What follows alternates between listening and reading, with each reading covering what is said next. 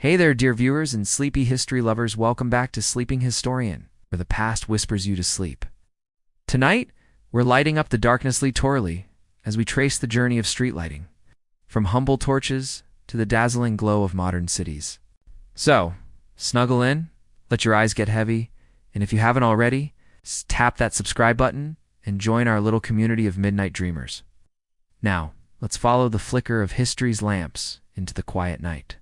Picture this. A village hundreds of years ago. No street lamps, no neon signs, not even a flicker of a window light, once folks have blown out their candles. The world after sunset was quite literally pitch black. The only glow came from the moon if you were lucky, or a scatter of stars on a clear night. Step outside your cottage door and you'd find shadows so deep you could imagine almost anything hiding there. Darkness back then wasn't just an inconvenient sit, it was a whole personality. Travelers dreaded it. Merchants feared losing their goods to bandits who could vanish into the gloom. Even simple errands like checking on your neighbor's goat could feel like a grand adventure. People whispered stories about spirits, wolves, or highwaymen lurking in the night, partly because, well, you couldn't prove otherwise. It was dark. Imagine walking through a medieval town square. The day's market stalls are closed, the laughter from the tavern has faded, the only sound is your own footsteps on cobblestone. If your imagination's overactive, every creak of wood or flap of a shutter sounds like a ghostly visitor. Some towns stationed watchmen, brave souls carrying lanterns or torches to keep the peace. But even they could only light a small circle around themselves. Step too far from that circle, and you were back in the endless black.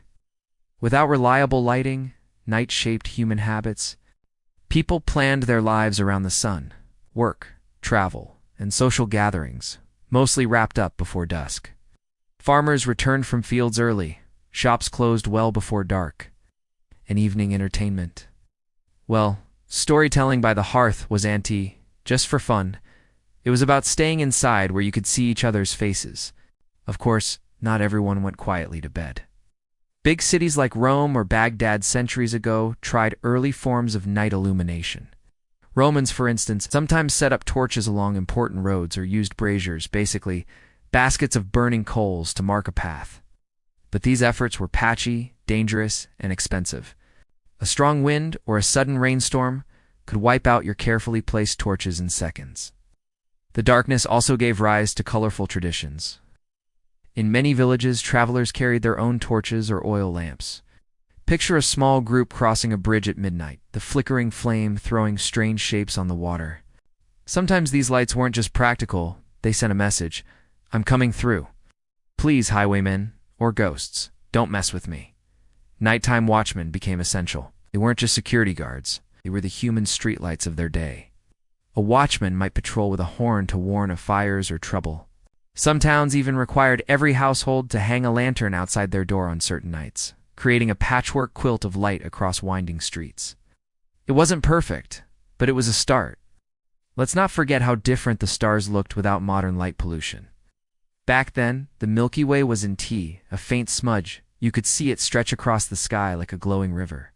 This breathtaking view inspired myths, navigation, and poetry. It's a bittersweet trade-off. We gained well-lit streets, but lost the overwhelming starry skies our ancestors knew so well. And with all that darkness, people became resourceful. They used the night strategically. Smugglers and rebels moved under its cover. Lovers slipped out for secret meetings. Poets and philosophers found inspiration in the quiet. But for ordinary folks, the dark was often more intimidating than romantic. There's humor in imagining how clumsy things could get. Think about tripping over a bucket you forgot outside, or running face first into a fence post because you couldn't see a thing. Even great cities weren't immune. Historical records mention accidents, thefts, and mischief that might have been avoided with just a bit more light. But darkness also gave a sense of rhythm to life. When the sun set, the world slowed down. Families gathered closer, conversations deepened, and people rested. The absence of light made the sunrise feel magically like the world itself had been reborn. It's easy to forget how profound that daily cycle was before electric bulbs flattened time into one endless day. In a way, those pitch-black nights bound communities together. You'd huddle with your neighbors around a fire or a single lamp, sharing warmth and stories. Fear of the unknown outside made the known inside feel even cozier. And perhaps that's why early lighting innovations like the torches and fire baskets we'll talk about next were so celebrated. They weren't just about convenience. They were tiny victories over the vast, unpredictable dark. As we drift through this story, let's hold on to that image. A small village, the sky bursting with stars, and a single flickering flame guiding a traveler home. It's humbling to remember that for most of human history, night truly meant night. The first brave steps towards street lighting weren't grand technological leaps. They were simple gestures of comfort, safety, and connection. Very soft crickets fading out. Next, we'll follow those first flickers as they grow brighter. In the next chapter, torches and fire baskets will step onto the stage risky, smoky but revolutionary in their own scrappy way. The long road to gas lamps starts with those wobbly flames in the darkness. For now, close your eyes and picture that little torch, holding back the night. Let's step back into that darkness we just left. But this time, picture a faint glow ahead. Someone's jammed a burning torch into a wall bracket on a narrow street, sputters a little in the breeze, dripping resin onto the cobblestones. But compared to pitch black, it's a beacon of hope. Before the elegance of oil lamps or the precision of gas lighting, torches were the go-to option. They were basically a stick, a cloth wrap, and something flammable simple, but surprisingly effective. The downside? You had to keep feeding the flame, and every gust of wind was a mini heart attack. Fire baskets or braziers were another early favorite. Imagine a metal basket on a tall pole, stuffed with wood or coal, glowing like a little campfire in the air. These baskets dotted busy crossroads or town squares. The light was warm and flickering, perfect for making shadows dance on old stone walls. But boy, were they smoky. Walking by one probably felt like passing through a barbecue gone rogue. Ancient Rome gave us some of the first organized attempts at public street lighting with torches and braziers. Wealthier districts sometimes had servants maintain them through the night. But these lights weren't exactly reliable. A strong storm or a careless pedestrian could ruin your evening stroll.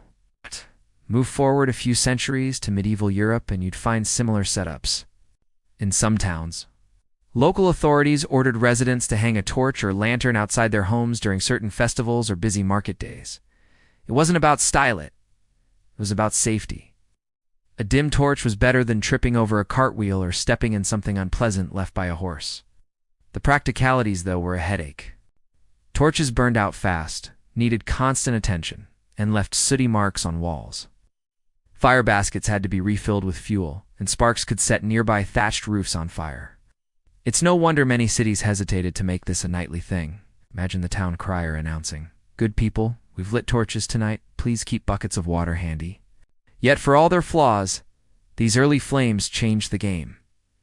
They allowed merchants to stay open a little longer. They let neighbors gather outdoors after sunset, maybe for music or gossip. They made thieves think twice sometimes. And for travelers, seeing even a single torch on the horizon must have felt like finding civilization itself. In port towns and big trade hubs, torches also doubled as signals. A line of fire baskets could guide ships into harbor or mark a dangerous bend in the road. It wasn't GPS, but it was clever. Think of it as humanity's first glowing breadcrumb trail.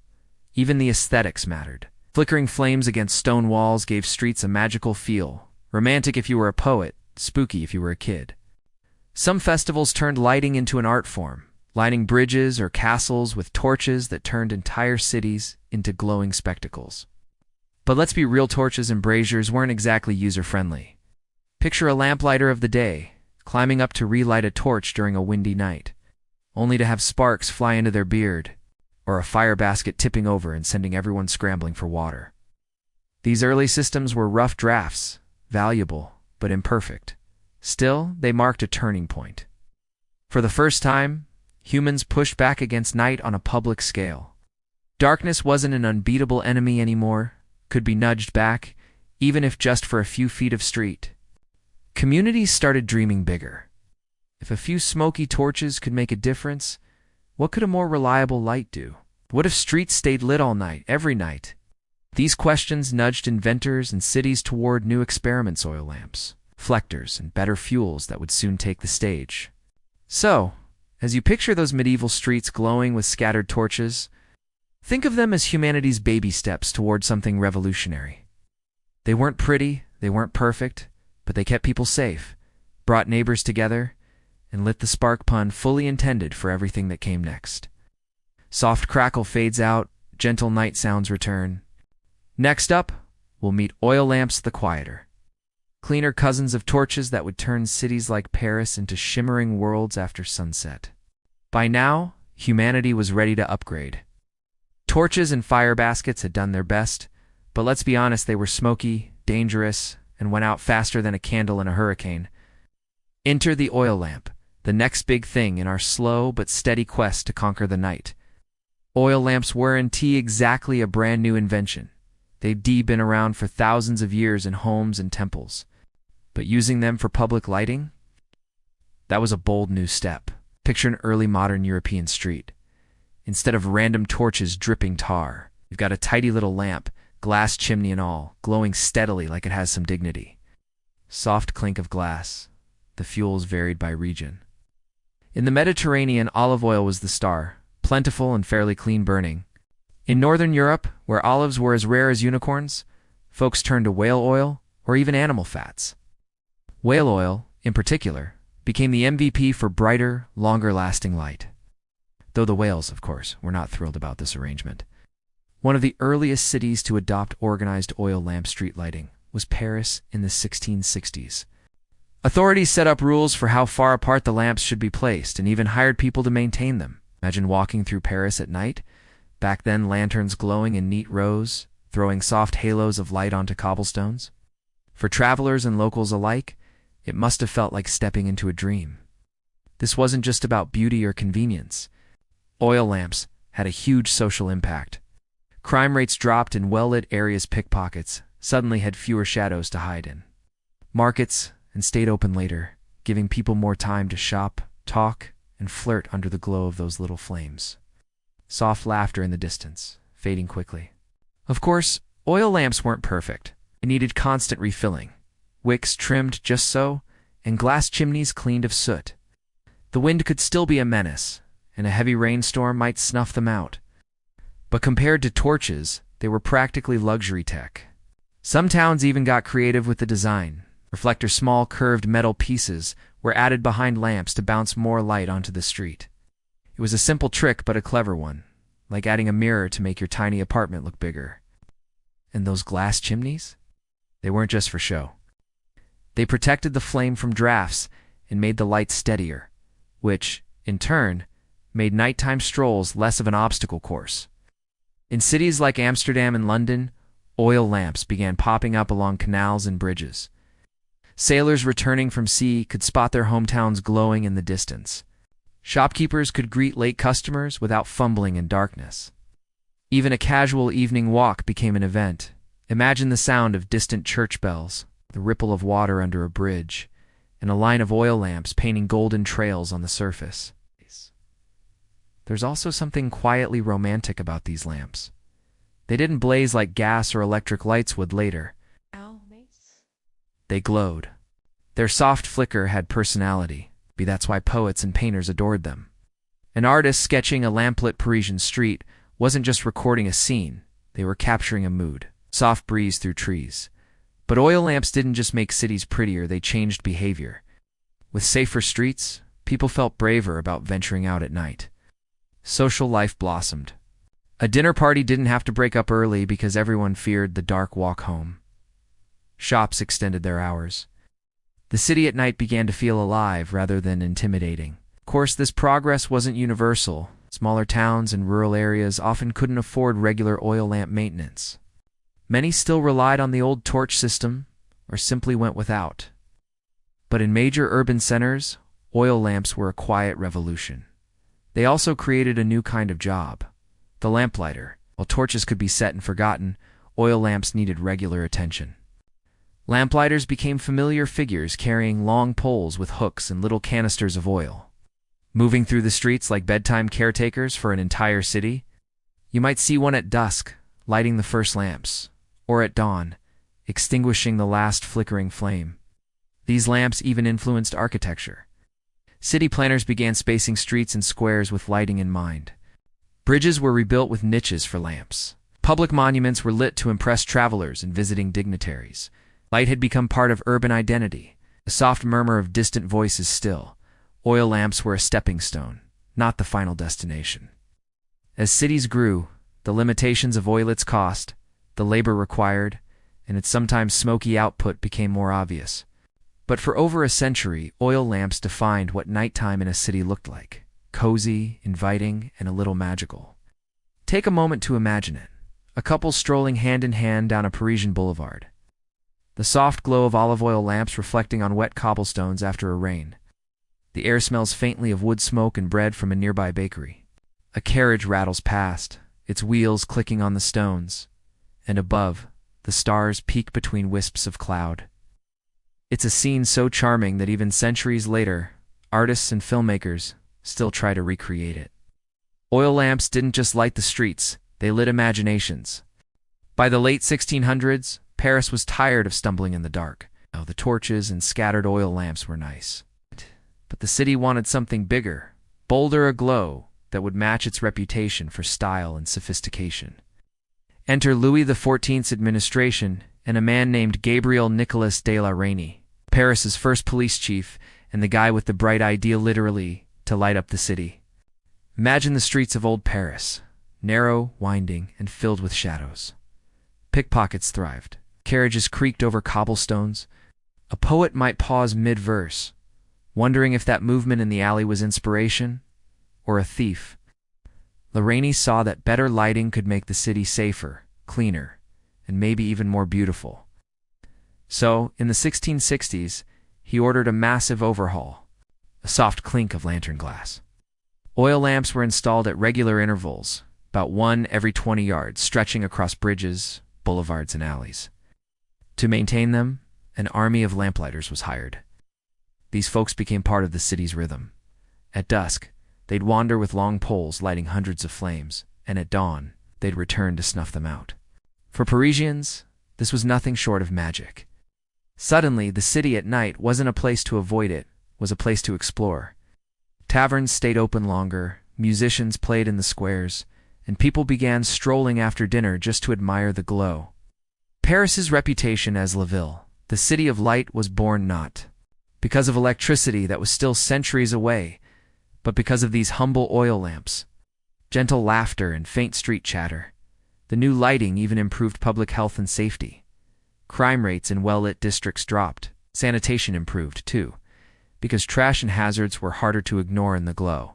Merchants loved it. More light meant more customers after sunset, and let's be honest, Paris loved looking glamorous. Evening walks along the Seine now shimmered with reflections of golden flames on the water. Of course, it wasn't all smooth sailing. Maintaining thousands of lamps was expensive and labor-intensive. Wicks needed trimming, chimneys cleaning, and oil refilling every single night. Winter storms could snuff out whole sections of the city's glow. But compared to the dark, chaotic streets of the past, Parisians were willing to pay the price. But visitors from other cities were stunned. Londoners came back home saying, "You won't believe what Paris has done. They've turned the night into day." What's waxed lyrical about the beauty of the illuminated boulevards. Even skeptics had to admit that it felt safer to cross a bridge at midnight, without worrying about what might be lurking. This lighting project wasn't just practical, it became a point of civic pride. Parisians loved to brag about their shining streets. The lamps themselves became works of art. Some had ornate ironwork, others delicate glass designs. A walk through Paris at night became as much about the experience of the lights as the destinations themselves. Soft breeze, rustling leaves. It's worth noting that the nickname City of Light had another meaning too. Paris was a center for intellectual life. The Enlightenment thinkers were stirring up big ideas at the Indeed. Same time, the streets were glowing brighter. So, in a poetic way, Paris was lit both by lamps and by ideas. Philosophers like Voltaire or Diderot could literally walk to salons under the glow of progress. One charming image. Picture a young writer, maybe feeling stuck, wandering through the lamplit streets for inspiration. The light bounces off wet cobblestones. A violin plays somewhere distant, and suddenly, bam, a line of poetry arrives. Street lighting didn't just keep people safe, it sparked creativity. But not everyone was thrilled. A few grumpy traditionalists complained that too much light ruined the night's mystery. Some innkeepers worried people would wander farther instead of staying for another drink. And of course, there were the occasional pranksters who couldn't resist smashing a lamp or two. Still, the overwhelming feeling was awe. Travel diaries from the time describe Paris at night as otherworldly. You crest a hill, and below you, the city stretches out, a network of glowing lines. Like a constellation flipped upside down. That first glimpse of illuminated Paris must have felt like stepping into a fairy tale. Very soft river sounds, faint chatter fading. The success of Paris's lighting experiment didn't stay secret for long. Other cities watched closely. London, Berlin, and Amsterdam began planning their own large-scale systems.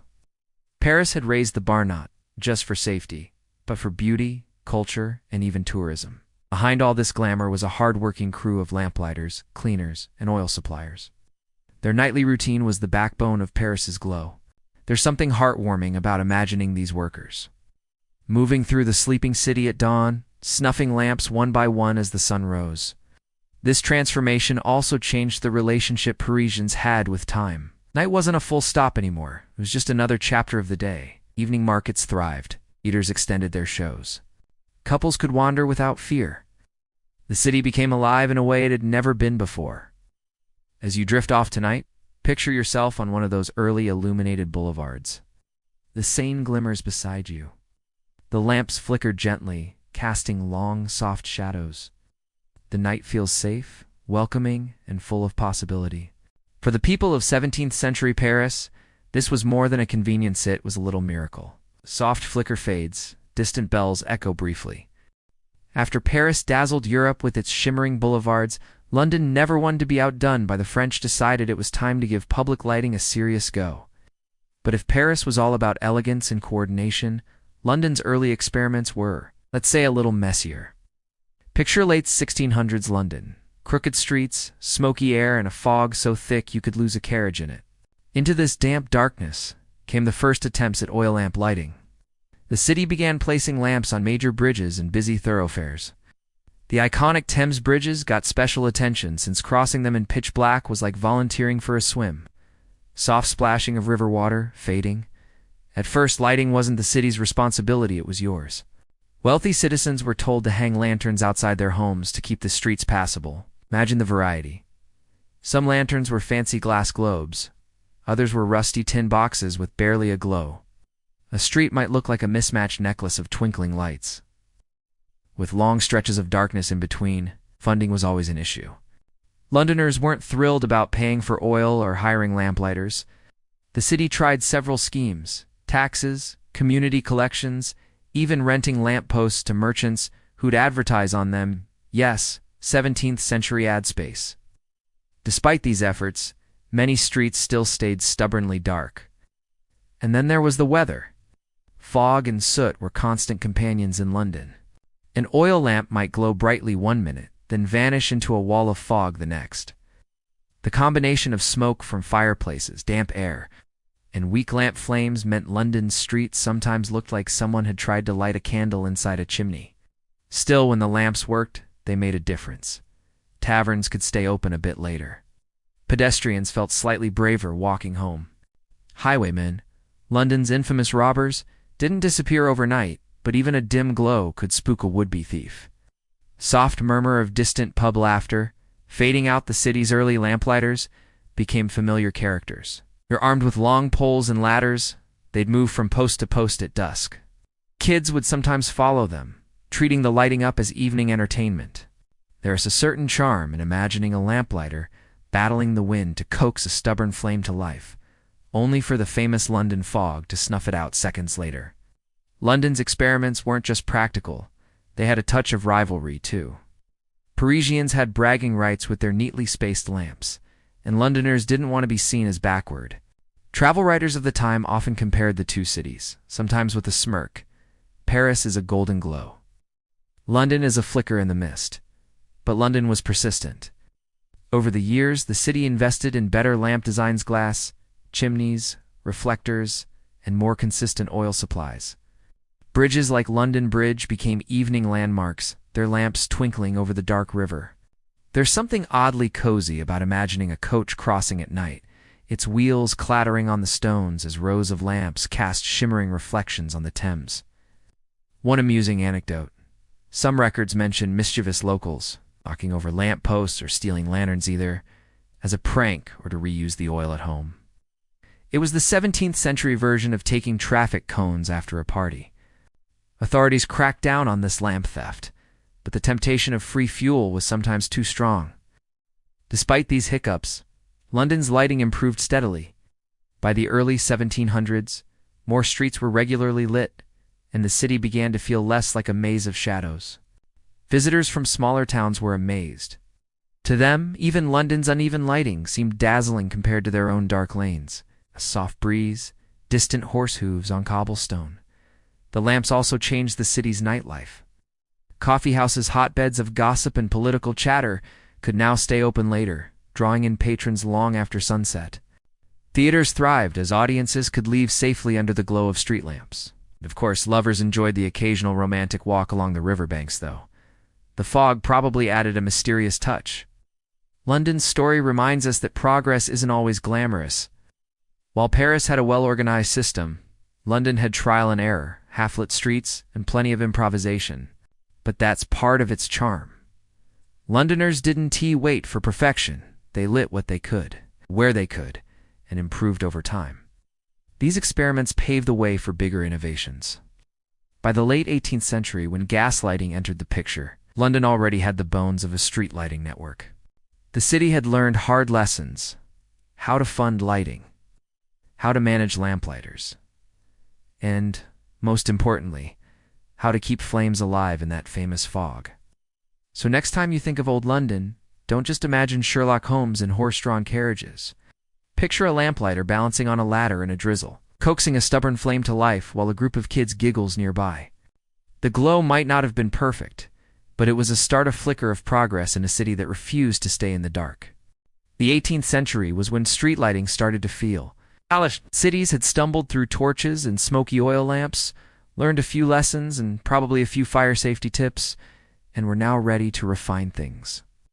Think of this period as the let-s make it look nice and actually work era of public illumination. Lamp design got a major upgrade. Glass chimneys became standard, shielding flames from the wind and making light steadier. Metal reflectors' small curved plates were installed behind lamps to bounce more light onto the street. This simple trick turned a modest flame into a surprisingly bright glow. For pedestrians used to tripping over barrels, it was life-changing. Lampposts themselves evolved too. No more random poles that looked like they'd been borrowed from a barn.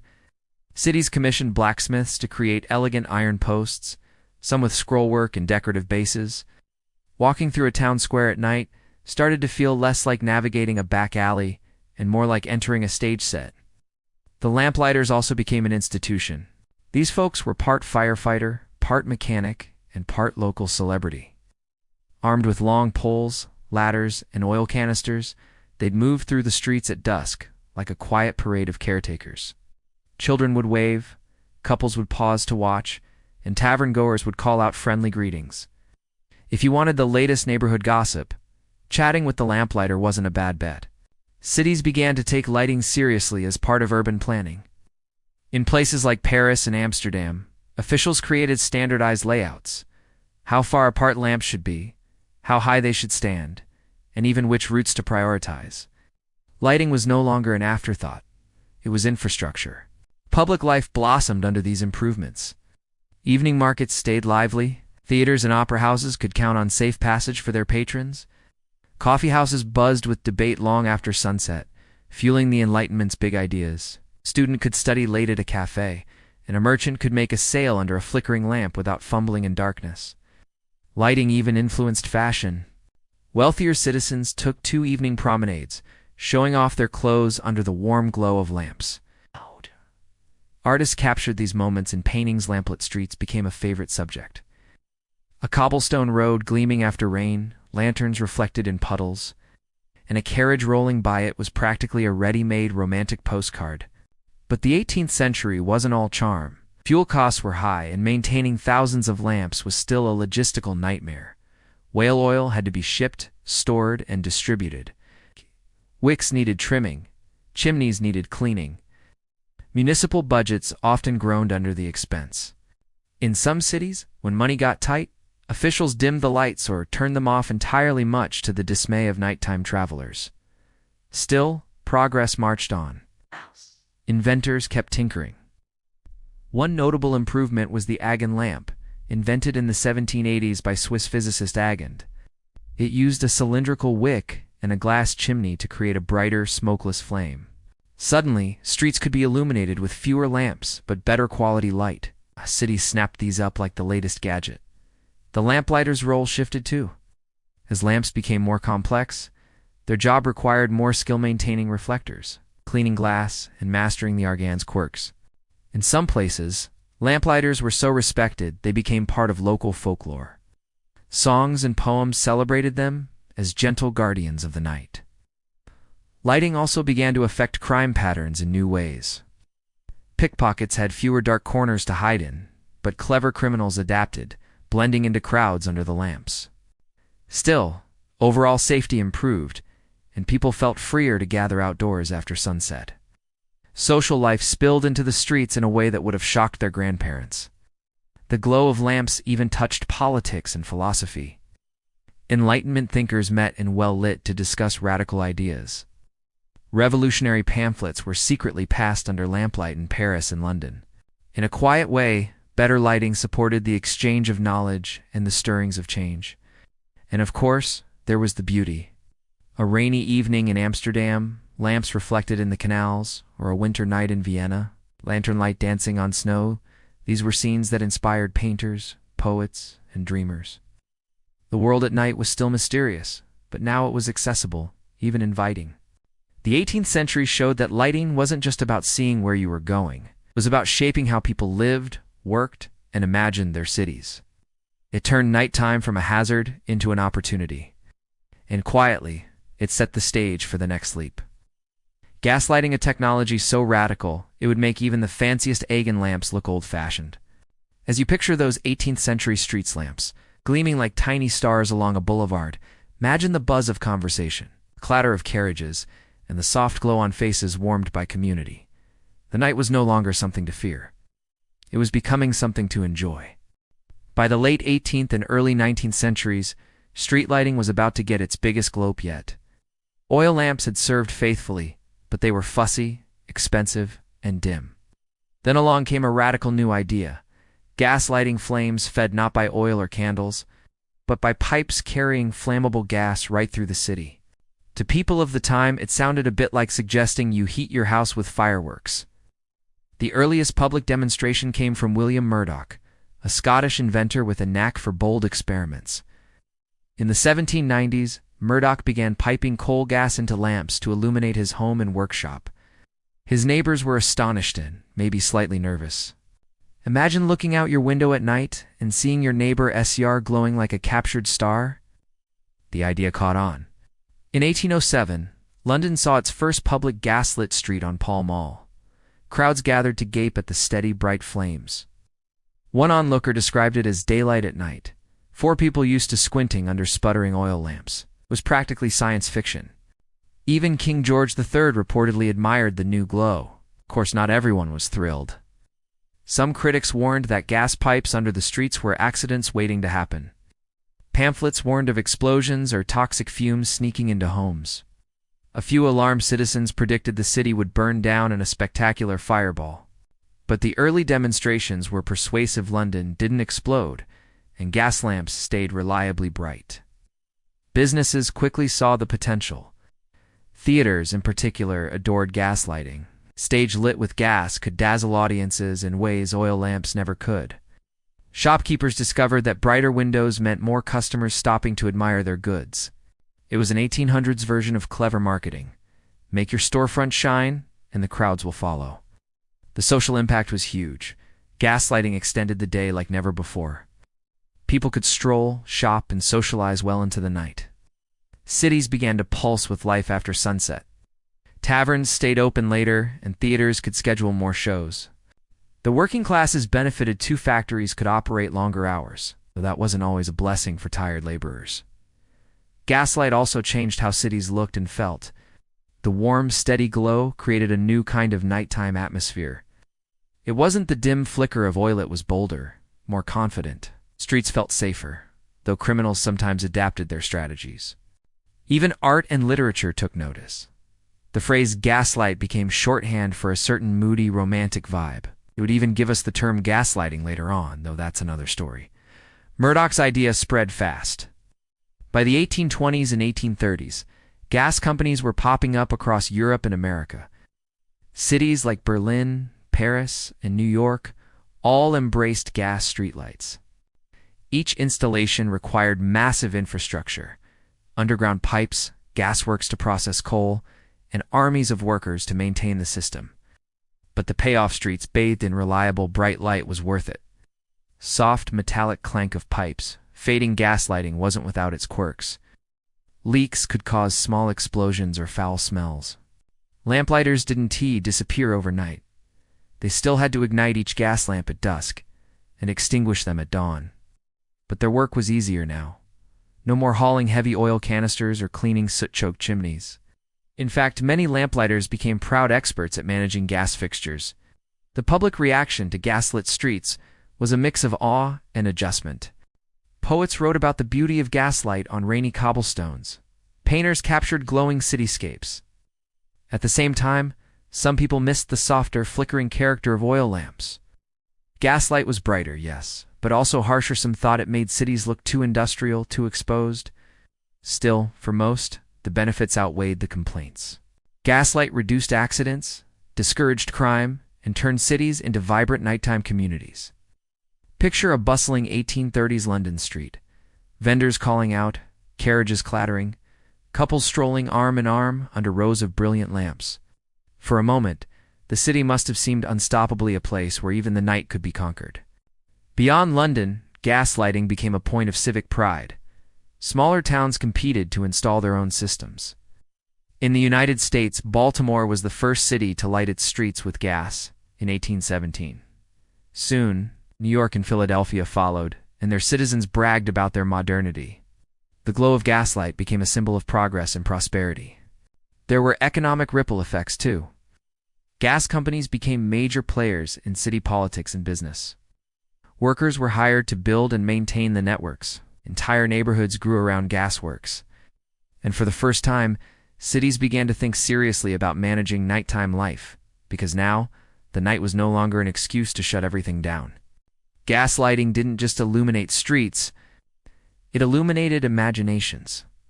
Writers like Charles Dickens wove gaslit London into their stories, filling pages with foggy alleys and glowing lamps. Painters romanticized the interplay of light and shadow. Even science benefited. Better-lit laboratories and lecture halls meant more evening experiments and meetings. In hindsight, gaslighting was a stepping stone. It was revolutionary for its time, but eventually something even brighter and safer would replace it. Still, gaslight defined an era, the Industrial Revolution's golden glow, casting its light on cobblestones, factory walls, and theater marquees. So as you imagine a 19th-century city bathed in gaslight, think of the wonder people must have felt. After centuries of fumbling with torches and oil, they'd finally bent the night to their will.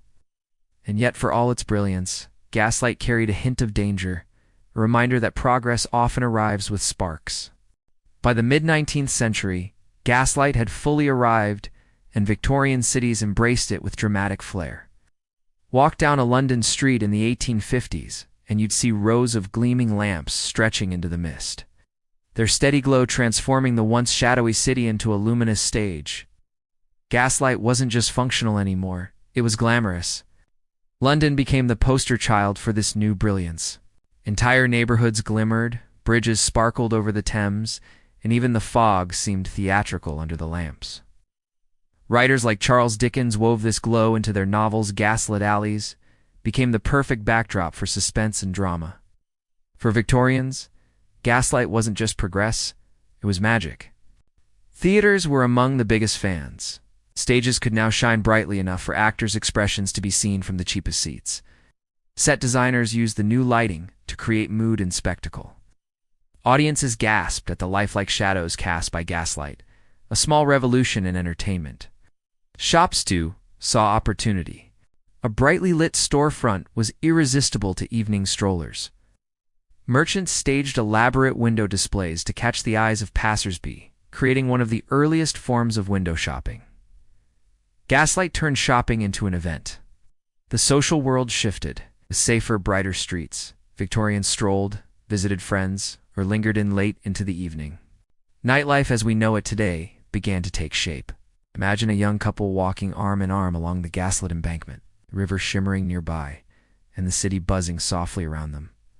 Gaslight also played a role in civic pride. Cities competed to outshine each other, literally. Town councils boasted about the number of lamps or the miles of lit streets.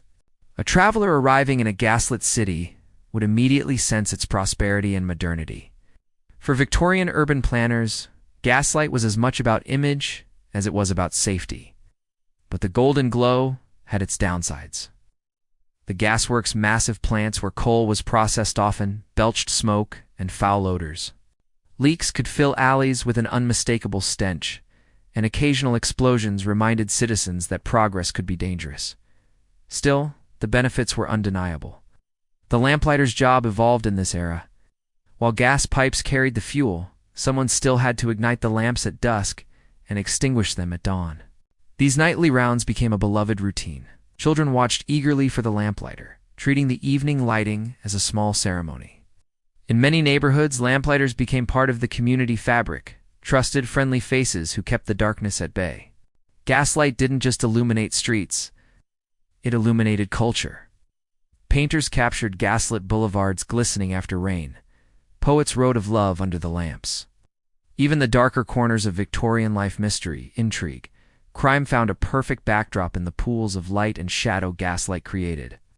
It's no wonder Sherlock Holmes stories often unfold beneath its glow. Technology continued to improve through the Victorian period. Engineers developed better burners, reflectors, and control valves. Lamps burned brighter, lasted longer, and required less maintenance. Gas companies expanded networks to reach suburban areas, ensuring even small towns enjoyed a taste of urban sophistication. The Industrial Revolution's work schedule also leaned on gaslight. Factories could operate after sunset, extending shifts well into the night. While that meant more productivity, it also meant tougher lives for workers. In a bittersweet way, gaslight helped power the engines of both progress and hardship. For the middle and upper classes, though, gaslight was enchanting. Public events, concerts, lectures, political rallies flourished in well-lit spaces. Parks and promenades became evening gathering spots. Gaslight transformed cityscapes into something dreamlike, with the Victorian skyline glowing softly against the night. Perhaps the most profound change was psychological. Night no longer felt like a void to be feared. Under the steady brilliance of gaslight, the city felt alive, safe, and full of possibilities. The once menacing darkness became an invitation to explore, to create, to dream. As the 19th century wore on, whispers of a new technology, electric lighting, began to circulate. Inventors like Humphrey Davy and Thomas Edison were tinkering with filaments and bulbs. Some visionaries imagined a future where light could be switched on with a flick, no flames or gas required. But for most Victorians, that seemed distant. Gaslight was here. It was dazzling, and it felt permanent. So, as you picture a Victorian city aglow, think of polished lampposts casting elegant pools of light on wet cobblestones. Hear the carriage wheels, the echo of footsteps, and a faint tune drifting from a tavern. Gaslight wasn't just an invention, it was the heartbeat of a new kind of night. In our next chapter, the world's fascination with brightness will take another leap. We'll watch as electricity steps into the spotlight, transforming cities yet again and setting the stage for our modern nights. By the late 19th century, gaslight was everywhere, bright, reliable, and seemingly unbeatable. But in workshops and laboratories, a few curious inventors were already plotting its replacement. They dreamed of a light without flame, smoke, or gasworks. Electric light. The Victorians. The idea sounded wild, like harnessing lightning in a glass bubble. The first real spark came from Humphrey Davy, a British chemist who, back in 1802, created the arc lamp, two carbon rods, producing a blindingly bright light when electricity arced between them. The glow was impressive, but it was loud, hot, and prone to sputtering out like a cranky firework.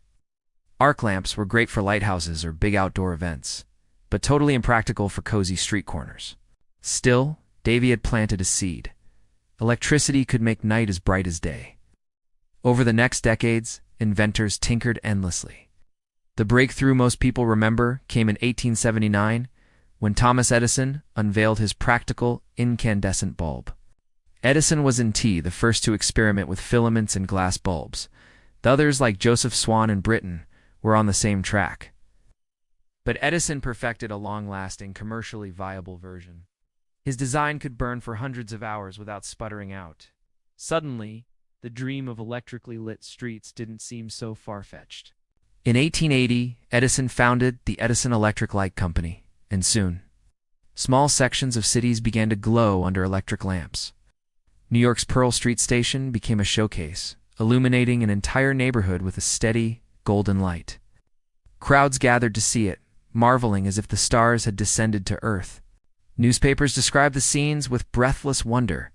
The streets gleam as if kissed by the sun itself. Electric lighting had huge advantages over gas.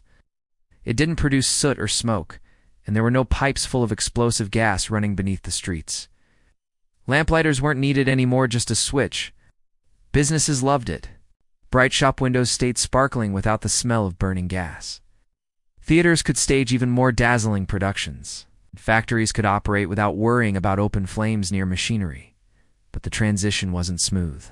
Gas companies fought back hard, launching campaigns warning of electrical fires and shocking accidents. Some of their ads bordered on horror stories. Electric wires will fall and strangle you. Meanwhile, early electrical systems did sometimes spark or fail, transformers overloaded, wires overheated, and occasional fires broke out. People were fascinated but cautious. Despite the bumps, electric lighting spread quickly. Paris, always eager to live up to its City of Light nickname, adopted electric lamps in the 1880s. London followed. Though some parts of the city clung to gas light for decades out of tradition, smaller towns took longer. But by the turn of the century, electricity was reshaping the world's nights. Electric light didn't just change streets, it changed time itself. Factories could now run 24/7. Shops extended their hours. Newspapers could print later editions. Even family life shifted. Evenings could be spent reading, sewing, or socializing in well-lit rooms. The rhythm of human activity stretched into what had once been deep night. Gentle sound of pages turning, fading into quiet. Art and culture responded in kind. Painters like Pissarro and Van Gogh experimented with electric-lit scenes. Writers described the eerie beauty of glowing boulevards. For some, electric light was thrilling, a symbol of progress and possibility. For others, it felt intrusive, too bright, even unnatural. The mystery of the night seemed to be slipping away under a cold, white glow. Perhaps most charming are the early photos of cities testing electric lamps. Black and white images show streets lined with delicate bulb-shaped lights, carriages rolling by, and curious crowds staring upward. To modern eyes, they look quainty, but at the time, they must have felt like science fiction made real. Electric lighting also inspired grand spectacles. The 1881 International Exposition of Electricity in Paris dazzled visitors with electric fountains and illuminated buildings. By the 1893 World's Columbian Exposition in Chicago, entire fairgrounds blazed with electric bulbs, earning it the nickname the White City. The world's nights would never be the same. Soft applause, fading. By the end of the century, even gas companies began converting to electricity or diversifying. The lamplighter's rounds, once a comforting ritual, began to fade into memory. Some lamented the loss of flickering flames, but many were too enchanted by the ease and brightness of the new lights to look back. Imagine walking down a freshly electrified street around 1900. Cobblestones gleaming, shop windows alive with color, and no hiss or flicker, just a steady, quiet glow. The night felt conquered in a way that no torch or gas lamp ever managed. Electric light wasn't perfect. It still posed risks, required infrastructure, and wasn't yet universal, but it marked a turning point. Humanity had finally harnessed a force that once only flashed across stormy skies. From this point on, every city's night would look fundamentally different. In our next chapter, we'll watch electric lighting take over the world, transforming skylines, inspiring awe and making the night brighter than anyone could have imagined. By the early 20th century, electric light wasn't just an experiment anymore, it was a revolution. Cities around the world were flipping switches, and entire streets were waking up under a new kind of brilliance. The change was so fast and dramatic that for many people, it felt like the world had skipped a page in the story of time. New York City was among the loudest to embrace the glow. By the 1910s, Times Square had transformed into a dazzling electric jungle. Huge illuminated billboards and theater marquees turned night into a never-ending carnival. Tourists called it the Great White Way, and for good reason. You could walk through Times Square at midnight and read a newspaper without straining your eyes. Across the Atlantic, Paris, the original city of light, was equally determined to keep its crown. Its electric lamps lined the Champs, and the Eiffel Tower itself would soon become a glowing beacon, its lights twinkling above the city. Strolling Parisians marveled at how electricity softened the city's romantic mist, making every street feel like a scene from a painting. Other cities followed. Berlin, Tokyo, Buenos Aires, and Sydney all jumped on board. Electric lighting became a global status symbol. If your city gleamed at night, you were modern, sophisticated, and prosperous. Even small towns began wiring their main streets, eager to shed the image of sleepy, candlelit villages. Electric light didn't just make cities brighter, it made them bolder.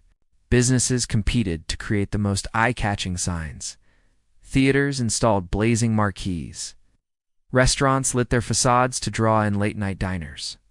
It was marketing and artistry rolled into one. Cities, once shadows after sunset, now flaunted their skylines like jewelry. The change was social, too. Nightlife exploded.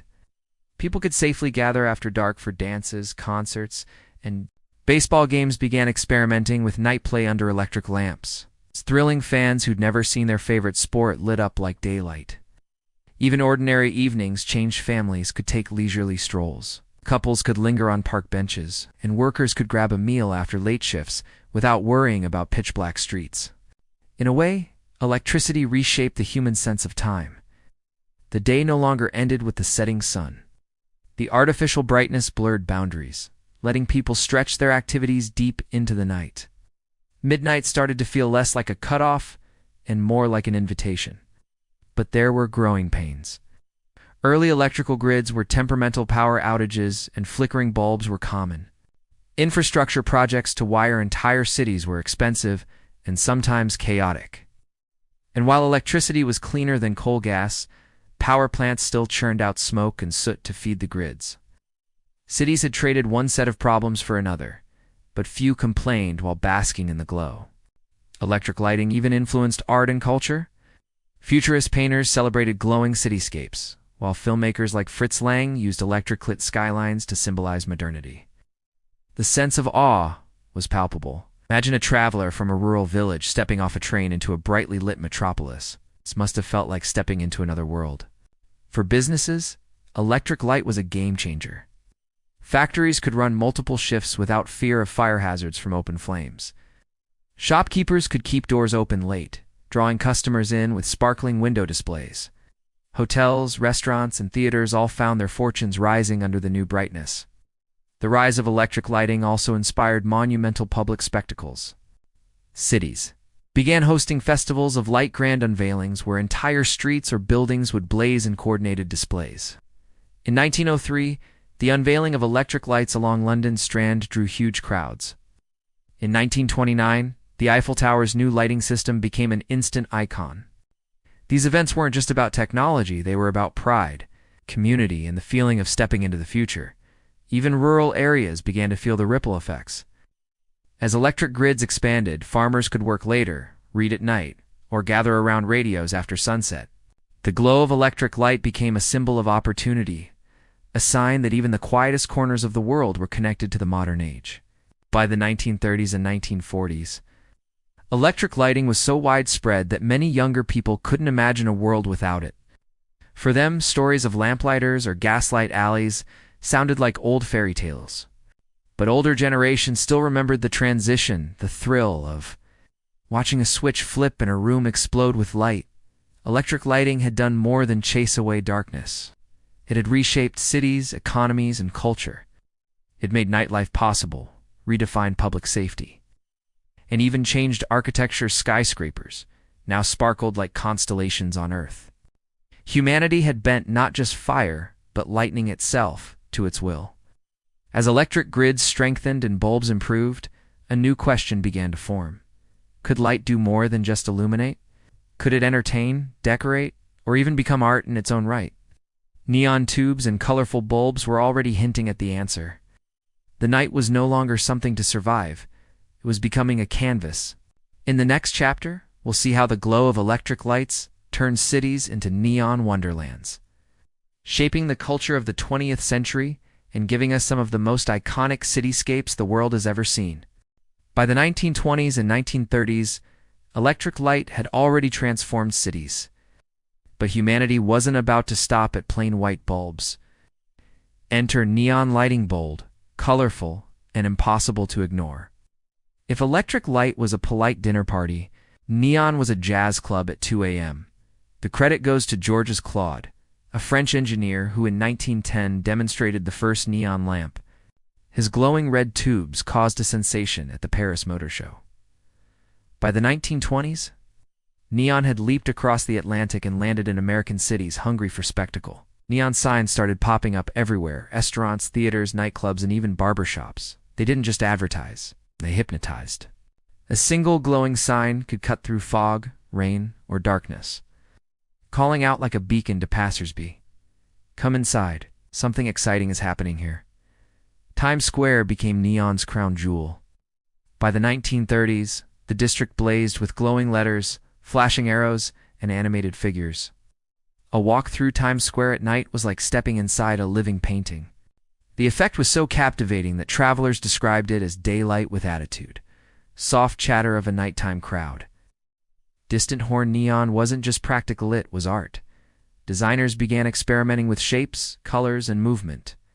Bending glass tubes into letters or pictures required real craftsmanship.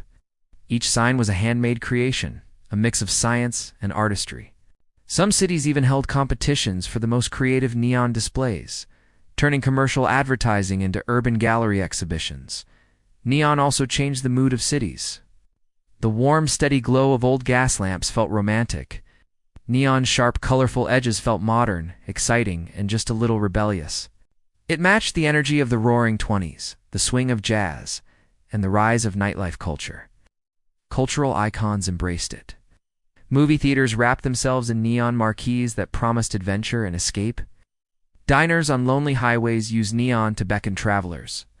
In film noir, flickering neon signs often framed smoky, rain-soaked streets, giving the genre its distinctive visual style. Even today, a single neon sign in a film can instantly evoke a mood of nostalgia and mystery. Outside the big cities, neon traveled highways and small towns. The rise of the automobile meant people were driving farther at night, and neon signs became lifelines on dark roads. A glowing motel or diner sign was more than an it was reassurance, a promise of warmth and food in the darkness. By the mid-20th century, neon was everywhere, so much so that some critics began to complain. Places like Las Vegas, the skyline was a riot of flashing lights, and not everyone loved the sensory overload. But for most, neon represented freedom and possibility. It was proof that the world was awake, alive, and waiting for you, even after sunset. Neon also crept into pop culture. Musicians referenced it in songs. Painters and photographers used its colors to capture urban moods. Even poets found something poetic in a lonely neon glow on an empty street. It was as if neon gave the night a personality, playful, sometimes lonely, but always vibrant. Behind the glamour, neon had its practical side. Compared to older electric signs, neon used less energy and could last for years with minimal maintenance. Businesses loved that combination of beauty and efficiency.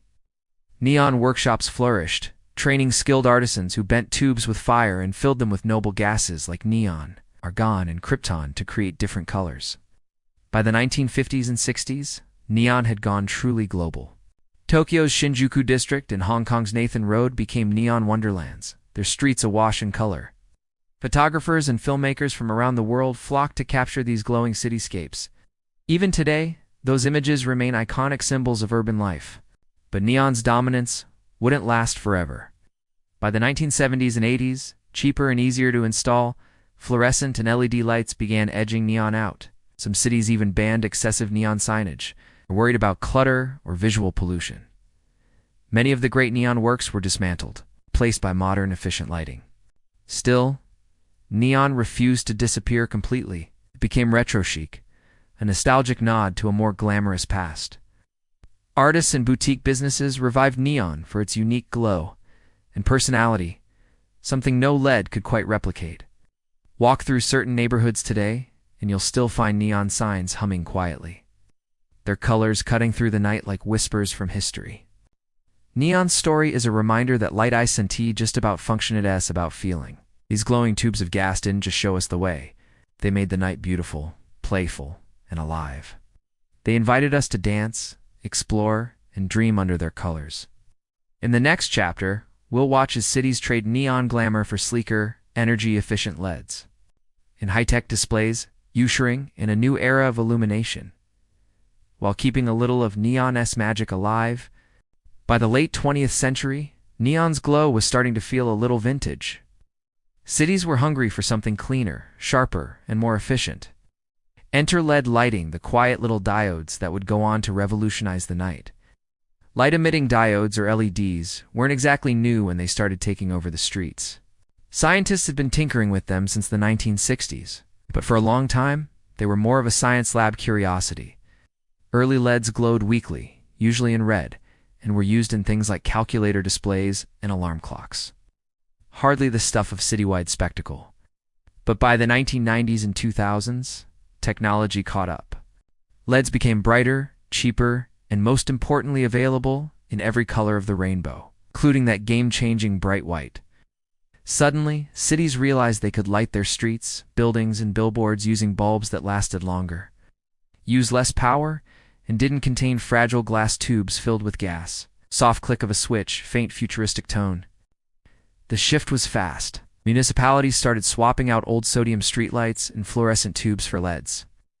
The difference was obvious. Gone were the orange glows and flickering bulbs. In their place came crisp, clean white light. Drivers could see farther. Cameras captured clearer night footage. And accountants loved the energy savings. LEDs weren't just practical, they were flexible. Designers could program them to change colors, dim or brighten on command, or even create moving patterns. Skyscrapers began dressing themselves in dazzling light shows. Bridges pulsed in rainbow waves. Entire city blocks turned into living canvases of digital art. Think of places like Tokyo's Shibuya Crossing or Hong Kong's skyline, where LED billboards and animated displays now dominate. Even Times Square traded much of its neon charm for massive LED screens that play full-motion videos. The effect is breathtaking. Standing in the middle of it feels like you've stepped into a science fiction movie. Soft buzz of distant chatter, faint breeze. LEDs also brought changes to public spaces. Parks, bike paths, and small towns could now afford high-quality lighting. Rural areas that had once been too dark and dangerous at night found themselves safely lit, making evening strolls or late-night drives less intimidating. Of course, not everyone loved the new brightness. Some critics complained that the cooler, bluish LEDs felt harsh or sterile compared to the warm glow of older lights. Astronomers in particular worried about light pollution, which LEDs could make worse if cities weren't careful. Too much bright white light at night can wash out the stars, making it harder to study the cosmos or just enjoy a quiet evening under the Milky Way. Soft whisper of wind. Faint crickets returning. Cities started experimenting with solutions, dimming lights during off-peak hours, using warmer-colored LEDs, and even designing dark sky-friendly fixtures that direct light downward instead of into the heavens. The balance between safety, beauty, and the natural night sky is still a work in progress. Meanwhile, LEDs opened the door to a whole new world of creative lighting. Think about holiday light shows synchronized to music, or interactive art installations that respond to a passerby's movements. Some places you can walk under a canopy of LEDs that twinkle like falling stars when you wave your hands. The line between street lighting and entertainment blurred. LED technology also enabled smart lighting systems. Streetlights could now be connected to sensors and networks, dimming when no one was around, or brightening when a car or pedestrian passed by. Some cities even use them to monitor traffic, air quality, or weather. The humble streetlight has become part of the digital nervous system of modern cities. Soft digital chime fading out. And let's not forget the environmental side. LEDs drastically reduce energy consumption, helping cities cut costs and carbon emissions. They also last far longer than older bulbs, meaning fewer replacements and less waste. For cash-strapped municipalities and an increasingly eco-conscious world, that's a win-win. LEDs didn't just change public spaces, they changed our homes too. The warm Edison bulbs in cozy, often LED replicas. The fairy lights at a backyard party, LEDs the glow from your phone or TV screen. Yep, LEDs again. This little technology now shapes almost every moment of our nighttime lives. But even as LEDs dominate, a bit of nostalgia remains. Some people miss the flicker of neon or the golden pools of sodium lamps.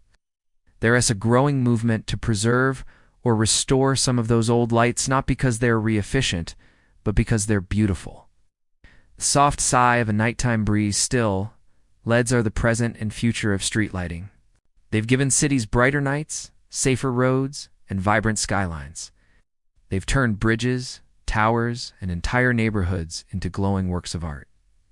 And they've reminded us that light isn't just a utility and Pez, part of the story of how we live, travel, and dream after dark. In the next chapter, we'll take a step back from the technology and look at the bigger picture. What all these changes torches to neon to LEDs have meant for society itself. Because lighting doesn't just brighten streets, it changes how people work, play, and even think about time. From the first torch flickering on a medieval street to the blinding glow of LEDs, lighting has done more than chase away darkness. It has rewritten the way humans live. With each new innovation, the night itself changed character, reshaping culture, work, and even our sense of time. Before reliable streetlights, darkness wasn't just an inconvenience. It was a border.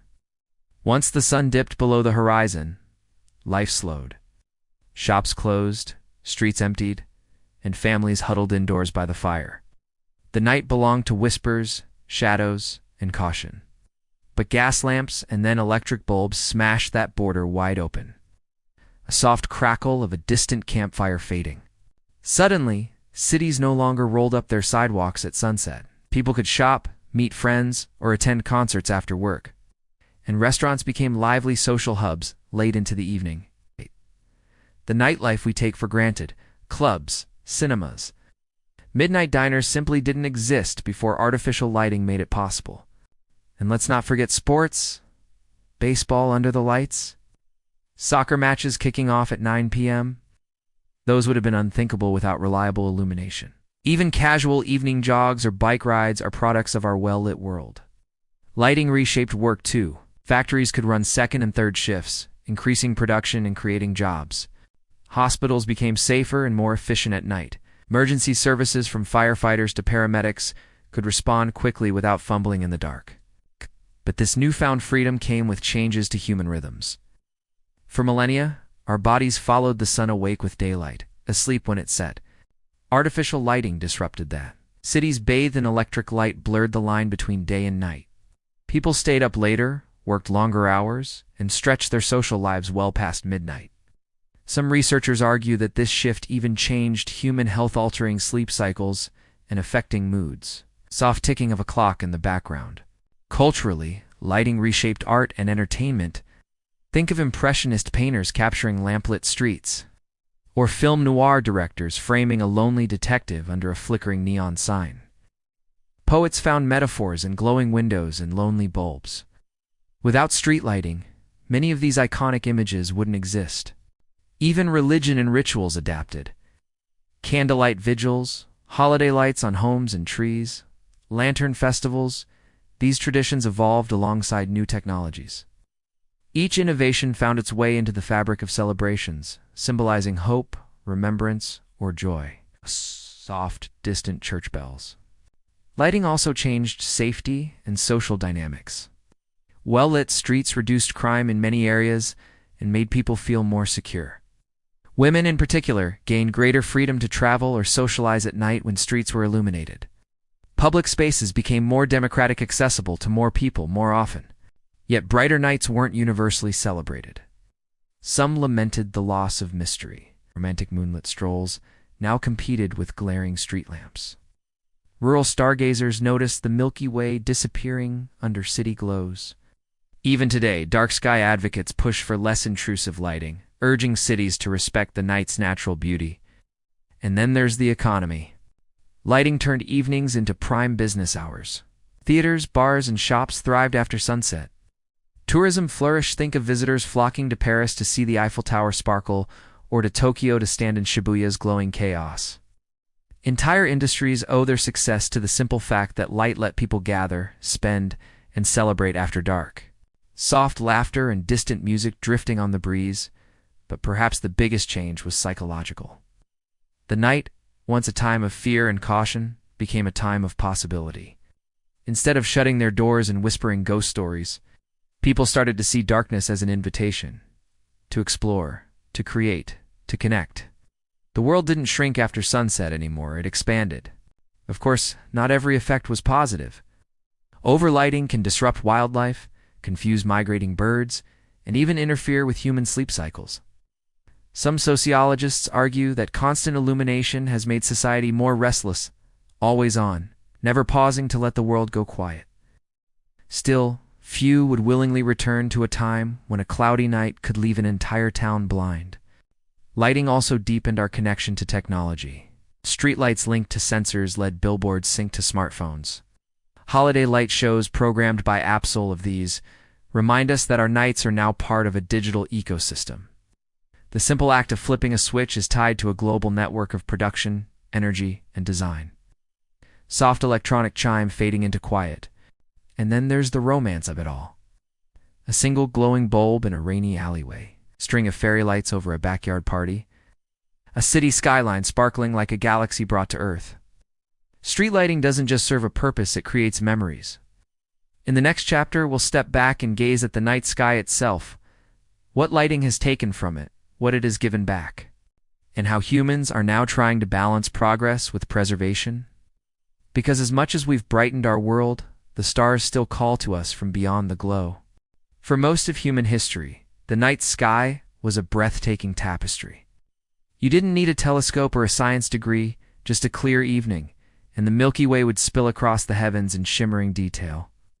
The stars were storytellers, guiding sailors, inspiring myths, and reminding people how small and wondrous the universe could be. But as cities grew brighter, the stars began to fade. Light pollution, the excess glow from street lamps, billboards, and buildings started washing out the night sky. Today, more than 80% of people worldwide live under light-polluted skies. In some urban areas, only a handful of stars manage to pierce the haze. Imagine an ancient traveler stepping into modern Times Square. They'd be dazzled by LEDs and neon. Sure, but they might look up in confusion, wondering where the constellations went. The Big Dipper vanished behind a wall of city glow. The Milky Way, completely hidden. In many places, kids grow up never having seen it at all. Light pollution doesn't just rob us of beauty, it has real-world consequences. Migrating birds, which use starlight for navigation, can become disoriented, circling brightly lit skyscrapers until they collapse from exhaustion. Sea turtles, guided by moonlight to the ocean, sometimes wander inland, toward artificial lights instead. Even fireflies can lose track of their glowing signals amid the glare. Soft flutter of wings, distant ocean waves. For humans, constant brightness can mess with our natural rhythms. Our bodies are tuned to cycles of light and dark. When the world stays lit long after sunset, it can confuse our circadian clocks, making sleep harder and affecting mood and health. Some researchers even link overlighting to increased stress and insomnia. Astronomers feel the loss deeply. Observatories once built on the edges of cities now find themselves battling the creeping glow of suburbs and highways. Amateur stargazers travel farther and farther into remote areas just to see a proper night sky. In places like Chile's Atacama Desert or Hawaii's Mauna Kea, where the skies remain pristine, the view is a stark reminder of what most of us have lost. But all isn't lost literally. Around the world, movements are growing to combat light pollution.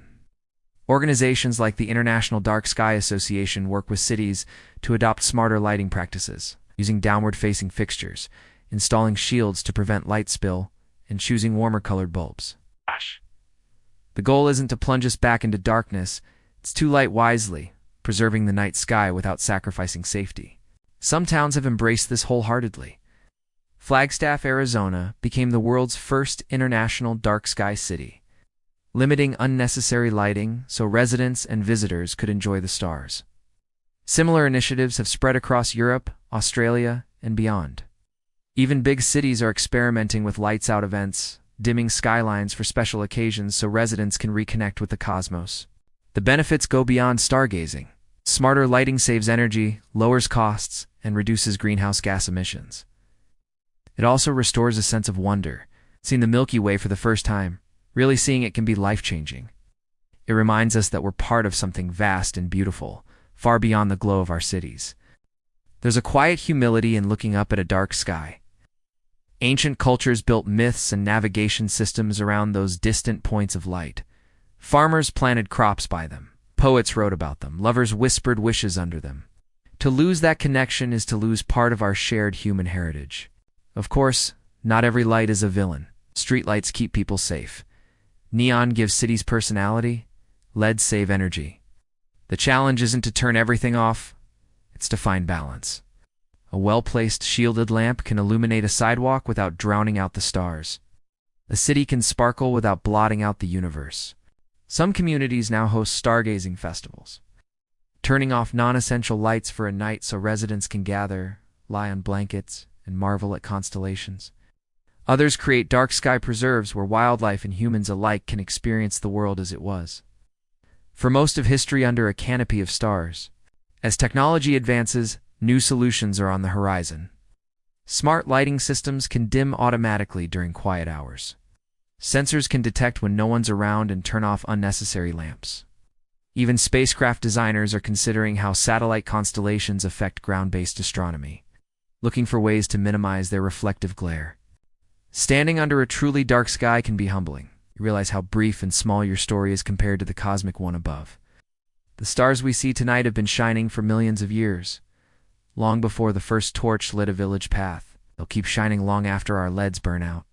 In the final chapter, we'll pull all these threads together, how street lighting, from primitive torches to modern LEDs, hasn't just illuminated our nights, but shaped who we are as a species.